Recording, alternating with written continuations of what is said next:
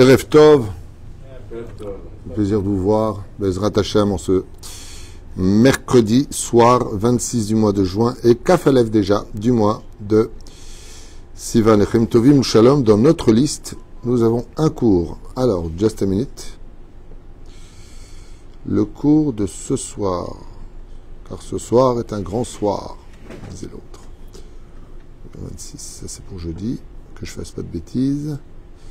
Dans la liste. Alors ce soir c'est qui? Voilà, j'ai trouvé. Jour ce soir acheté par Monique Dina Lévy, en l'honneur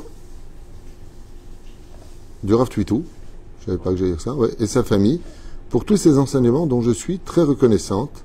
Je vis à Los Angeles, et voilà, donc c'est très gentil. Todaraba à Monique Dina Lévy, qui a acheté ce chiour pour toute l'équipe de Torah Traim, parce que moi, je ne suis qu'un petit intermédiaire qui retransmet une étude, mais derrière tout ça, il y a d'abord mon épouse qui fait un travail phénoménal, le Rav Inon, il y a Lionel, il y a Baruch Hashem Naomi, il y a qui encore? Beaucoup de monde. Rav Baruch, Rav Mashiach, Baruch Hashem, Rav Yehuda, il y a Yesh Anashim. Shovdim Kashem Meod, Toda Rabba, je ne savais pas que j'allais parler de... D'accord? Dans Monique Dina Lévy, je vous bénis personnellement pour votre connaissance, parce que c'est très important d'avoir de la reconnaissance, même si j'estime que personne ne me doit rien. C'est toujours plaisir de lire de la compassion et de la compréhension. C'est vrai que c'est pas évident, j'ai l'impression de saouler avec mes cours. Et tout à l'heure me disait justement Michael qu'il a rencontré quelqu'un sur la route et ils ont parlé de Torah. Et puis à un moment il lui a dit, vous connaissez le Rav Tito? Il a dit, mais c'est mon Rav, c'est le mien aussi. Et j'ai fait tchouva avec lui et je ne connais pas ces gens. Donc ça fait du bien de savoir qu'on est quand même un peu utile à la société et au développement du Mashiach. Alors écoutez bien, parce que j'ai fait une liste tout à l'heure des sujets de cette paracha qui est très riche. J'en ai noté 13 sujets différents, même si on peut en trouver un peu plus. C'est donc la shlichut des Meraglim, Kulam Anashim Raché Bene Israël Hema. D'ailleurs sur ce, je ferai demain un cours sur ce mot de Hema. Très intéressant qu'on nous dise que Kulam Anashim Raché Bene Israël Hema. Ils sont eux. Pourquoi on nous dit ça? On le sait qu'ils sont eux. La phrase aurait suffi avec Kulam, Anashim, Raché Ben Israël. S'ils sont Raché Ben Israël, ben c'est eux. Pourquoi le mot Hema? Un sujet très puissant qui se cache derrière 3 petites lettres qu'on développera demain matin, que je conseille à tout le monde aussi d'écouter. Bien entendu, Hoshea devient Yehoshua. Très intéressant de voir pourquoi on lui rajoute une lettre et d'où vient cette lettre. Il y a beaucoup d'explications et de marque locote là-dessus. Ma Matzav Beret Israël. J'aime bien aller voir ce qui se passe en Israël. Est-ce que la terre est grosse, grasse? Est-ce qu'elle est belle? Est-ce qu'elle n'est pas belle? Est-ce qu'il y a un arbre, pas d'arbre? C'est très bizarre comme question, c'est un sujet pour lui-même. Ensuite, on a les Meraglim et ça prime al Eretz Israël Motzi Shemra. Ils disent des mensonges. Il faut faire attention aux mots, pas du Lachon Hara sur Israël. Mamash Dibara'a. De mauvaises paroles, des mensonges sur la terre d'Eretz Israël.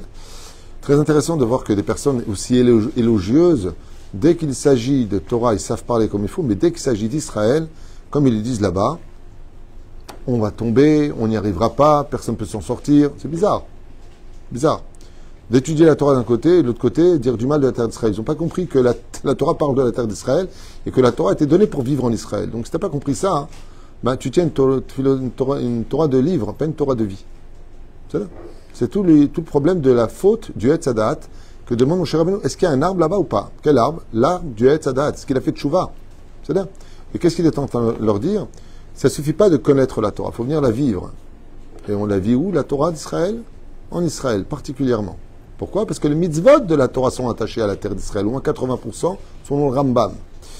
Tov Me'anyen, Raou et Atzmam Kechagavim Be'enem. C'est un sujet à trait un peu psychologique. Nous étions à leurs yeux comme des sauterelles. Bizarre. Est-ce que c'est vrai? Midrash dit que Midrash Tanchuma, effectivement, il y a une petite fille de 7 ans, qui était très haute de taille apparemment, et qui a pris un meragel et elle a dit tiens, on dirait une sauterelle. Bizarre cette sauterelle, parce qu'il est allongé. Et là, on était comme des sauterelles. Mais derrière ces mots-là se cachent de grandes problématiques psychologiques dans lesquelles on verra que Béhémet, en fin de compte, on est vu comment on se voit soi-même. Ok. Vaïfkou balayla ha'ou. Ils ont pleuré cette nuit-là qui était la nuit de Shabéav. Hashem rotzei lehashmid et ha'am. Alors ici, dans cette paracha aussi, à part les Meraglim, c'est l'article Barecha, Moshe est prêt à détruire le peuple d'Israël parce qu'il ne veut pas rentrer en Israël. Pourquoi? Parce qu'il préfère rester en galoute. Et ils n'ont pas compris que quand il faut rentrer, si tu ne veux pas venir, ou Dieu te fera en sorte que tu viendras, ou Dieu te fera comprendre que tu n'es plus en sécurité. C'est ce qui est marqué ici, c'est pas de moi. Ou alors Dieu te tue directement. Je sais pas. En tout cas, dans la paracha, il meurt. Et c'est marqué noir sur blanc, si vous voulez le lire vous-même dans cette paracha. Comme il a promis au Avot Avraham, Tzarek et Yaakov. Le 9e point qu'on peut noter, c'est Ve'avdi Kalev Ekev Aïta Ruach Acheret Imo. Très bizarre cette phrase.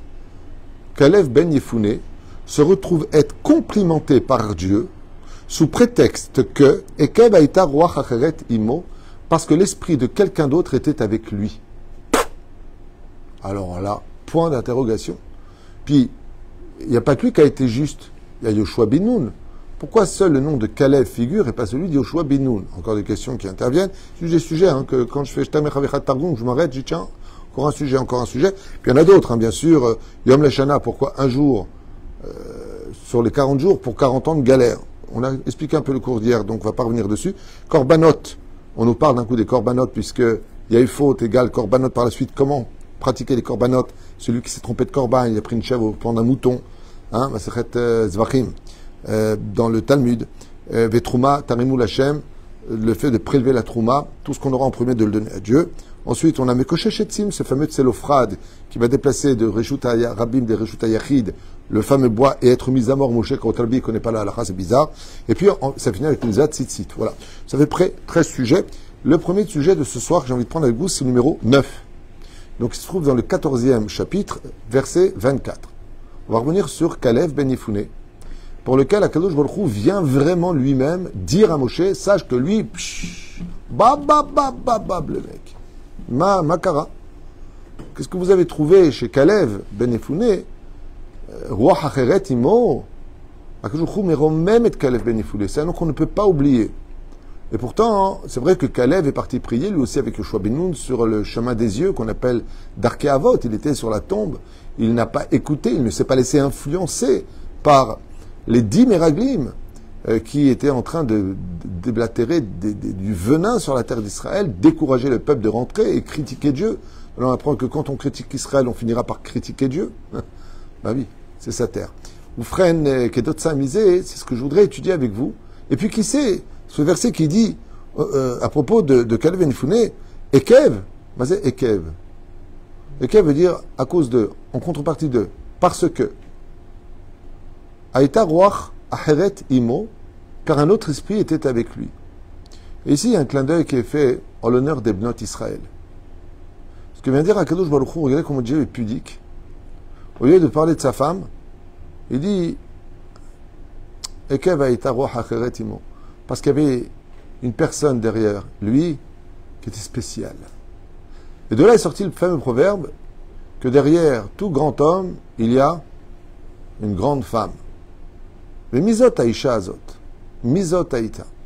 Deuxièmement, ce que veut nous faire ici comprendre la Torah, c'est comment se fait-il que Kalev ben Yefouné, on ne le voit pas une fois avec Moshe Rabbeinu. Il n'est pas l'élève à proprement dit de Moshe Rabbeinu. C'est Yoshua l'élève. Donc comment se fait-il que lui, d'un coup, soit remonté alors que Yoshua ben Nun aussi a résisté? La réponse est simple. On a vu que pour Yoshua ben Nun, Dieu lui a changé une lettre. Il lui a rajouté le Yud justement pour ne pas qu'il soit influencé. Donc il a eu besoin d'une aide. Et pourquoi il n'a pas fait pour Kalev? Il aurait appelé Kalavi. Il aurait rajouté aussi un Yud pour lui, les Chazek Oto, car le Yud a 2 fonctions dans le nom d'une personne. Humilité et intelligence. Chochma, c'est la lettre Yud. La Chochma rajoute, par exemple David, si tu veux gagner la Chochma, il faut rajouter Dalet, Vav, Yud, Dalet. C'est pour ça que c'est écrit des fois avec le Yud. Des fois sans Yud. Parce que c'est écrit avec le Yud, il va être David. Le matin, on le dit dans la prière, Yud. Dans Shirachirim, David, Yud est marqué là-bas. Et le Yud rajoute 2 choses. De la sagesse et de l'humilité. C'est pour ça qu'on comprend que Yoshua ben Nun, Dieu lui a rajouté le Yud pour qu'il ait plus de sagesse à comprendre la fourberie et l'hypocrisie des autres. Puis de l'autre côté, comme on l'a dit, vous pouvez rentrer. Oui, asseyez-vous. Ne parlez pas, asseyez-vous, ne bougez pas. Vous avez cours avec le Rav Shmuel bientôt, c'est ça? Ouais. Bon, sans, je suis en plein cours, et donc je finis le mien d'abord. Yatik ou Ijik. Ou Fren, ce qui s'en résulte, c'est qu'il y a chez Yoshua bin Nun des raisons. C'est l'élève de Moshe Rabbeinu, donc d'abord, il a 1 mètre. On ne voit pas de mètre chez Kalev Ben Yifune. Et deuxièmement, il lui a rajouté une lettre. Donc on comprend pourquoi il est un peu disqualifié d'être complémenté, puisqu'il a été déjà sous les projecteurs au début de la paracha. Mais là, Kalev Ben Yifune, on vient Betsniout Gdola Meod faire un honneur aux femmes d'Israël. Et qui était la femme de Kalev? Une femme très spéciale. Vous savez que les 3 mérites de la nuée de gloire grâce à Aaron, le puits de Myriam et la manne grâce à Moshe. Tout ça relié au Avot Abraham, Tzach Yaakov, ok? Mais pourquoi on appelle ça le bear de Myriam? Le bear! Pourquoi on dit Myriam? Il n'y a pas marqué la manne de Moshe ou la nuée de gloire de Aaron? Eh bien parce qu'elle a fait quelque chose qui va changer l'histoire. Et ce que va faire Myriam, c'est qu'elle est mêlée Mar-Yam, qui veut dire l'océan amer.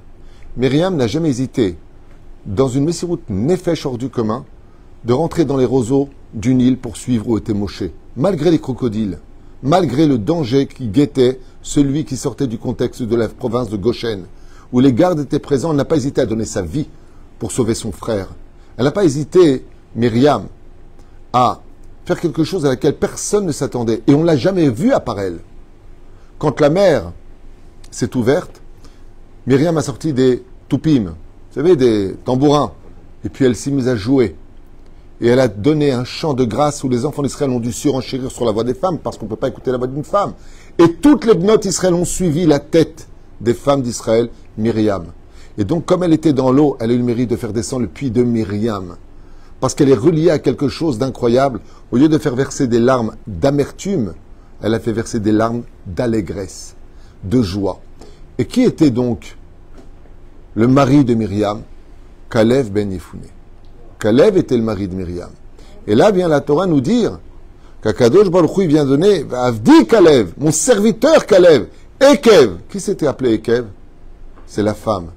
La marche qu'a eue, cette extraordinaire démarche qu'a eue la femme de Kalev, qui lui a enseigné, qui lui a donné, qui l'a soutenu, jamais en train de se plaindre, jamais en train de dire j'ai pas de vêtements, jamais quoi que ce soit. Juste, sois toujours droit. Fais-toi tes idées personnelles, vérifie chaque chose, sache que Dieu ne mange jamais, que quand il dit que c'est une terre de lait de miel, c'est une terre de lait et de miel. Arrête, ne te laisse pas influencer par qui que ce soit, et n'aie jamais confiance, respecte tout le monde. Kalev n'avait pas Moshe comme maître. Kalev n'avait pas besoin qu'on lui rajoute une lettre, parce que la femme qu'il avait, Ban Tabait, elle lui a créé sa maison. Elle lui a donné la force extraordinaire de vivre et de prévenir de tous les dangers. Arech Chazal pose la fameuse question: comment se fait-il que Myriam est sortie des darboukot? Mais il faut les fabriquer. Ils disent, Pashut Meod, pendant les 210 ans d'esclavage, Myriam demandait à toutes les femmes qui elles-mêmes étaient en esclavage, ils prenaient le travail des garçons, préparer des tambourins. Peut-être que demain ce sera la Géoula. Peut-être que ce soir on sortira du pays d'Égypte. Préparer les tambourins. Préparer les tambourins. Les tambourins étaient prêts depuis 210 ans. Celles qui sont mortes en Égypte les ont transmis à leurs filles. Surtout quand tu sortiras, mets-les sous la jupe. Si tu sors aujourd'hui, tu pourras les sortir et taper. Les mains d'Avardomé. On m'avait une fois raconté cette histoire très connue, mais je la connais sous plusieurs angles avec d'autres rabbinim. Mais je reprends celle-ci parce qu'elle est plus claire que les autres. L'histoire de 2 chassidim qui avaient l'habitude de traverser en Russie plusieurs villes avant d'arriver à Yom Kippourim chez leur rabbin. Ils avaient l'habitude d'arriver chez leur rabbin pour faire Yom Kippour avec eux. Et voilà que dans leur station, comme dit Rabbi Akiva, ne change pas d'auberge. Quand tu prends une auberge, ça va vivre, ne change pas d'auberge. Quand ils sont arrivés là-bas, cette fois-là, avant d'arriver à Kippour, dans cette grande ville, eh bien, l'aubergiste leur a dit, je suis désolé, mais je n'ai pas de chambre pour vous. Et Makara, il dit, les Cosaques ont tout mobilisé, ils ont tout pris. Alors d'accord, mais nous, on est des clients annuels. Tous, sauf une chambre pour nous. Il leur a dit, non, je suis désolé, il y avait le capitaine, il a essayé de plaire à ses yeux. En fin de compte, il leur a dit, entre deux Cosaques et des Juifs, pas nous casser les pieds, vous deux, les deux, Rabbi Jacob, dégagez. Elle dit, d'accord, mais on va où maintenant? Où est-ce qu'on dort? La nuit arrive, est-ce qu'on dort? Il dit, écoutez, je crois qu'au bout, là-bas, il y a une femme qui est chez vous, une juive, bah, allez taper à sa porte, débrouillez-vous entre vous.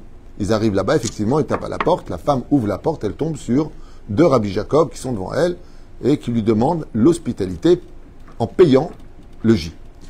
Et la femme, c'est extraordinaire, il n'y a pas beaucoup de juifs dans cette ville, et maintenant vous me demandez, venez, rentrez. Alors c'est un repas, couscous boulette, on en réussit quand même, batata belhem, belkamoun, un truc de malade mental, hein, damhot, la totale.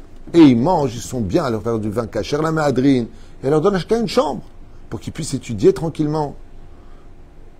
Et le lendemain, ils s'en vont pour continuer leur chemin, arriver à temps à Kippour, pour prier avec leur rabbé. Et elle leur dit, vous allez où? On va voir le rabbé. Elle dit, c'est quoi un rabbé? Un rabbé? Un rave? Un rabbi? Ben, c'est un homme de Dieu dont la parole est sainte. Quand il dit, quand il décrète, ça se réalise. Elle lui a dit, vous êtes sérieuse? Moi, je ne suis pas religieuse. Je ne connais pas tout ça. Mais c'est sérieux? Alors l'autre, il dit, bien sûr. Il dit, alors, moi, je suis marié depuis 20 ans et je suis stérile. Les médecins disent que je ne pourrai jamais avoir d'enfant, mais si vous me dites que votre rabbi à vous, il peut me bénir et je veux tomber enceinte, alors vous lui direz, voilà, je m'appelle comme ça et comme ça, vous lui donnez mon nom, et vous lui dites que je veux un garçon, hein, pas une fille, je veux un garçon. Parce que mon mari, comme ça, il fera des prières quand on partira de ce monde, je préfère. Mais vous lui direz aussi que s'il veut après envoyer une fille, il peut. Prend une plume, il note son nom, Ben Zachar, et pour la remercier, ils viennent donc pour la payer, et elle dit, ah non, vous ne me payez pas. La bracha de votre rabbé, c'est mon paiement. L'année passe, et voilà qu'il dit, qu'est-ce qu'on fait l'auberge? Ah, l'auberge dit, hey, marhaba, Weinkent, où vous êtes? J'ai plusieurs chambres pour vous, pour m'excuser, je vous préparais de vos plats cachers comme il faut, j'ai amené le... Toda Rabba, ils l'ont dit. On a trouvé mieux que toi. C'est pas, on n'est pas à ta disposition. Ils arrivent là-bas, devant la maison qu'ils reconnaissent parfaitement, ils tapent à la porte. Qui c'est qui ouvre la porte? La femme. À ce moment-là, ils sont stupéfaits tous les deux. Un, il s'écrie, Mazel Tov, Ma! Et l'autre dit pas un mot. Elle tient un petit bébé. Et là, un des Rabbi Jacob lui dit, c'est un garçon? Il dit, oui, nous avons fait la Brit Mila. On a fait venir un moelle de très loin. Oui, c'est un beau garçon, grâce à votre rabbin. Il faudra lui dire merci, merci de notre part. Il passe la nuit, il y en a un qui parle ou qui parle pas, il y en a qui regarde le petit, il joue avec, l'autre, pas un mot. Quand ils s'en vont, elle les remercie, elle refuse de prendre de l'argent, et ils s'en vont. Quand ils arrivent à Kippour, ils embrassent la main de leur rabbin. Et là, il vient lui dire, vous savez, votre bracha, Baruch Hashem, elle a eu un enfant. Et la prière se passe de Yom Kippourim, puis voilà que bon, c'est Yom Kippour, un des deux élèves demande au Rav audience. Est-ce qu'on peut se mettre de côté? Est-ce que je peux parler au Rav vraiment 2 minutes? Je sais que le Rav est pressé, je sais vraiment. J'ai un truc sur le cœur qui... Il lui a dit, bien sûr, dis-moi de quoi il s'agit. Ben, l'an dernier, on est venu vous voir pour faire la bracha pour une femme. Et voilà, comme il vous l'a dit, mon ami, elle a eu un très beau bébé. Ils ont fait la Brit Mila. Et moi, vous savez que ça fait 10 ans aujourd'hui que je suis stérile avec ma femme. On n'arrive pas à avoir d'enfant. Vous nous avez béni. On n'a jamais eu d'enfant. Et là, vous avez dit, elle aura un Ben Zachar cette année. Bachabat Tzlacha et Shatova, Shatmima. Et vous l'avez béni. Elle a eu un enfant. Alors, je veux juste comprendre pourquoi, moi qui mets les tefilines, qui suis Shomer Shabbat, qui mange kasher, qui étudie la Torah, j'ai pas d'enfant. Et pourquoi cette femme, si simple d'esprit, vous la bénissez d'un geste tellement rapide, et elle a eu un bébé. Alors il lui a dit, je vais te dire pourquoi. Mais avant de te le dire, je veux que tu ailles, maintenant, au retour, tu ailles la voir. Et tu lui diras quand est-ce qu'elle a arrangé la chambre du bébé, quand est-ce qu'elle a acheté le berceau, quand est-ce qu'elle a repeint, quand est-ce qu'elle a acheté les habits, quand est-ce que... Quand il retourne là-bas, il va la voir, il dit, voilà, le rabbi m'a dit de vous poser une question. Quand est-ce que vous avez commencé à vous occuper du bébé? Il lui a dit, mais dès que vous êtes reparti. J'ai annoncé à mon mari qu'on allait avoir un enfant dans 9 mois. Et donc j'ai préparé la chambre, et j'ai préparé le lit, et le landau, et c'est moi-même qui l'ai peint. Et elle commence à raconter tout ce qu'elle a fait. Elle lui dit, on ne fait pas ce genre de choses. On achète les choses, en dernière seconde. On ne sait jamais ce qu'il peut avoir. Et là, celui qui n'était pas très content de ne pas avoir eu la même chance lui dit, mais pourquoi vous avez fait ça? Mais parce que vous l'avez dit. Vous avez dit, le rabbi, quand il bénit, ça se réalise. Bah, vous n'êtes pas des menteurs, vous êtes des hommes de Dieu, non?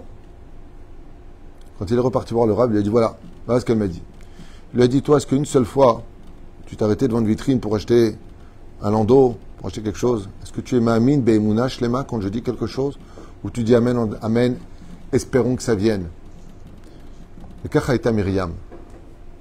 Cette femme, elle a eu le mérite d'avoir un enfant parce qu'elle a préparé, comme pour un avion qui doit atterrir, une piste d'atterrissage. Le Hafetz Chaim, on lui a posé la question des milliers de fois. Comment se fait-il qu'il a toujours un sac à dos sur le dos? Il va au travail, il va à l'Yeshiva, il avait une macolette. Pourquoi ce sac? Qu'est-ce que tu as dedans? Il a dit, là-dedans, j'ai repassé tous les matins, c'est mon costume pour recevoir le Melech HaMashiach. Il lui a dit, laissez-le à la maison. Il dit, ma putain, mais s'il arrive maintenant, le temps que j'aille à la maison, que je le mette, c'est pas honorable. Il y a celui qui vit la Torah. Il y a celui qui la connaît. Donc quand il vient, j'irai au mikvé, j'irai ceci, je ferai tchouva, je m'arrangerai. Il dit pas du tout. Myriam, elle a préparé les toupim, les darboukot, elle a tout préparé. Parce que chaque jour, chaque seconde, elle attendait la Géoula. Et Kalev ben Yefouné, il a été le mari d'une femme comme elle.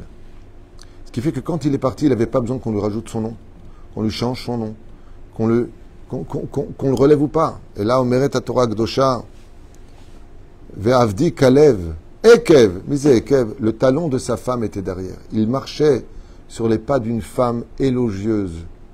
Ekev, comme c'est marqué, Ve'aya Ekev Tishme'u. Ekev est une allusion, comme c'est marqué, Ekev Avraham. Ekev Avraham, pendant 172 ans, Avraham a écouté Dieu. Ekev, Ve'aya Ekev Tishme'un. Ça veut dire qu'il s'agissait de quelqu'un qui était derrière lui. Derrière un homme et toujours une grande femme. C'était les talons de sa femme. Les talons d'une femme qui était là présente pour lui. Mais lui, la différence qu'il a, c'est que beaucoup de femmes pourraient dire, mais moi je suis prête à être cette femme, mais il faut que le mari soit Kalev. Bah oui, un homme droit, un homme qui était complice avec sa femme, qui ne mentait pas, qui ne trafiquait pas, qui ne trichait pas. Kalev avait cette particularité d'être une feuille blanche sur laquelle son épouse a pu écrire l'histoire, en partie du peuple d'Israël. Et quand on est capable de cela, alors on comprend pourquoi il est marqué Ve'avdi Kelev Ekev Aïta Mizot Aïta Ruach Hacheret Imo. Le souffle, le souvenir, l'esprit d'une femme pure qui était derrière. La meilleure chose qu'on puisse faire quand on a une épouse élogieuse, c'est d'être complice avec elle. Comme je vous l'ai dit, ce signe-là ne veut pas dire le cœur. Ça veut dire deux oreilles quand elles savent s'écouter. Alors quand on sait s'écouter, homme comme femme, le symbole en devient le cœur. Comme je vous l'ai déjà dit, on le fait dans la prière. D'abord, Shema Israël, et après tu me diras Ve'afta. D'abord, sache m'écouter, et ce sera une preuve que tu sais m'aimer. Écouter ne veut pas dire accomplir. Dès que ta femme te parle, oui chérie, bien chérie, comme tu veux chérie, ma femme elle a dit, non, on n'est pas des robots. Et là, on est fidèle. Vous savez, il y a beaucoup de choses à apprendre du chien. Le chien est un animal impur. Mais il y a énormément à apprendre du chien. D'abord, il est Kelev. Mazé Kelev, Kelev Ben Yefouné, c'est comme le cœur. Le chien a une particularité. Il est fidèle. Il sait retrouver sa route. C'est-à-dire même s'il sort du chemin, il est tombé de sa tchouva, il revient. Il sait revenir à la maison. Il protège. Il prévient en aboyant. Il tient compagnie. On n'a pas, nous les juifs, le droit d'avoir de chiens à la maison. C'est très déconseillé. Je ne dis pas ça juste à apprendre de chaque chose. On peut apprendre de chaque animal. On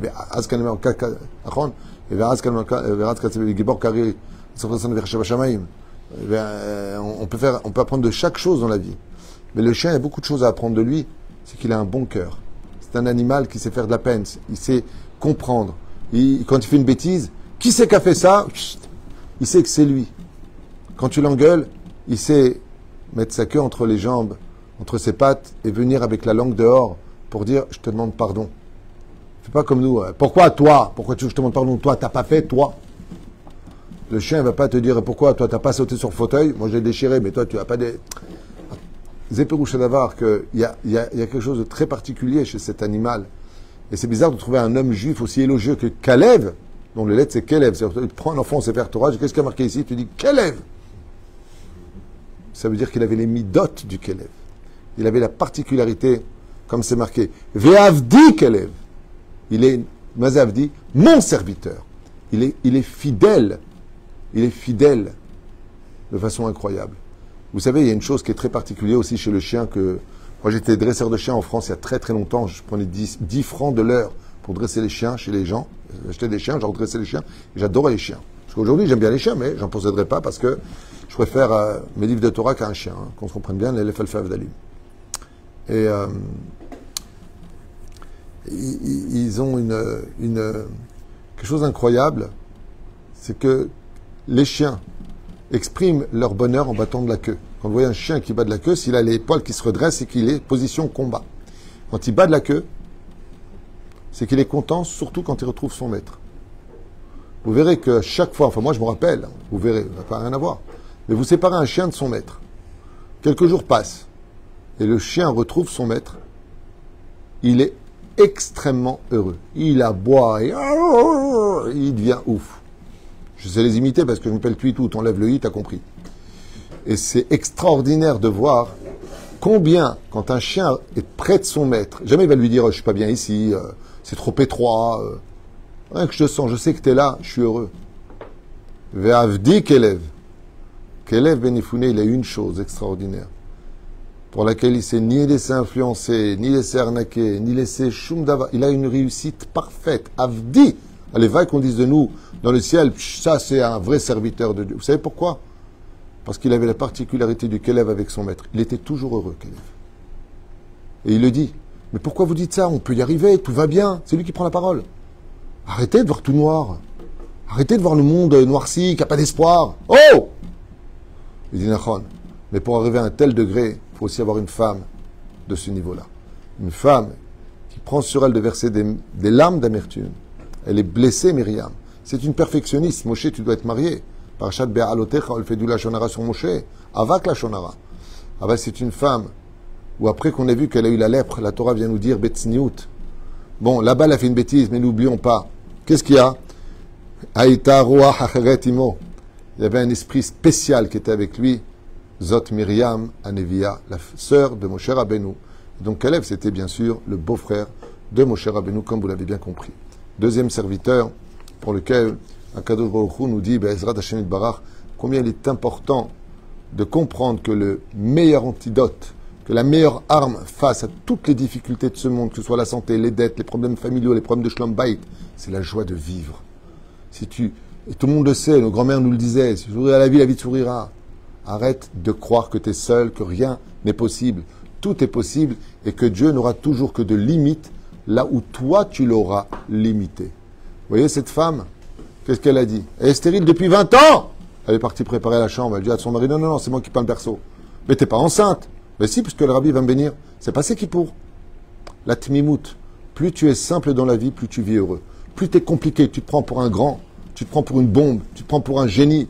Et puis tu verras qu'en fin de compte, eh bien la toile d'araignée que tu as essayé de tisser pour arrêter ou obtenir le plus de choses n'a été rien d'autre que celle qui t'a arrêté de fonctionner, toi et ton mazal.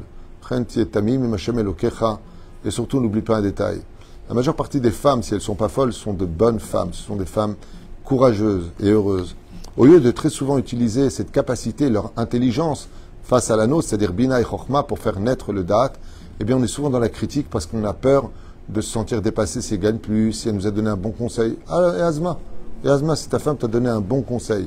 Et Azma, si elle te demande d'être vigilant. Azma, profite de cet avantage au lieu de le briser à cause d'un orgueil ou d'un ego très mal placé. Parce qu'il choisit à cette sadika qui, Mamash Todaraba, très touchant, qui a acheté ce chiour, donc Monique, Dina, Lévi. Je ne vous connais pas, Nicole Alev, Toda, Bishmi, Shem Ishti, Kol Atsevet, Shel Torah Traim Oel Moshe. Todaraba.